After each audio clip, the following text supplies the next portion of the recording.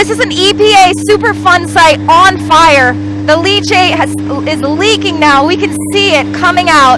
They are trying to scoop up as much of this material as they possibly can. 10,000 gallons of this stuff has now leaking, and they're trying to clean this up as fast as they can. This is a crazy scene down here at the Westlake Landfill. Leanne McAdoo reporting for Infowars.com. I know this is crazy, but we are back here out at the Westlake Landfill. Wanted to go ahead and get some Geiger counter readings of our own, just for our own peace of mind. Really lucky to report that they're sticking around the high 40s, not going up to that threshold, that radiation threshold that we're warned about. Now, what you witnessed last night was the leachate leak here. And of course, leachate is liquid that moves throughout the landfill, and what it does is it's collecting those undesirable particulates that are in the landfill.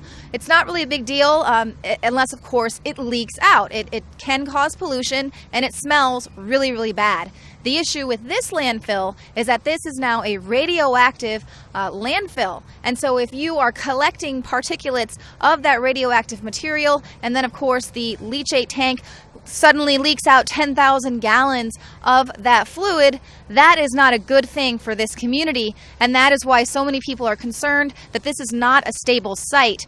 Now, what you're seeing over here, the crews are still trying to clean it up. They're still out here today. We did see some people actually wearing masks there when they were messing around with the dirt and pumping out the water and everything. Could just be from the smell. Now, this right here is actually the Bridgeton landfill. This is where you're getting those reports of the underground fire, which is basically an exothermic chemical reaction. It's causing a lot of heat there with those chemicals. And the Westlake landfill, it's all in the same compound. It's on the same acreage, so that the same area. The Westlake landfill that contains the Manhattan Project waste is just over that hill. So the radioactive materials, there's no barrier in between this landfill and the other landfill, and that is what is the big problem.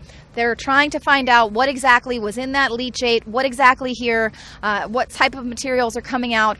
Now, we reported yesterday that we were experiencing a burning sensation in our chest as well as our nose and throat. Felt very stuffed up this morning when we woke up, and what some of the residents have reported before and what they found is benzene, which is obviously a known carcinogen. It can cause birth defects as well as cancer. You've heard of that before, but that's probably, you know, what that smell was. I don't know for sure, but if I had to take a guess, that's what residents have found that's been happening in the past.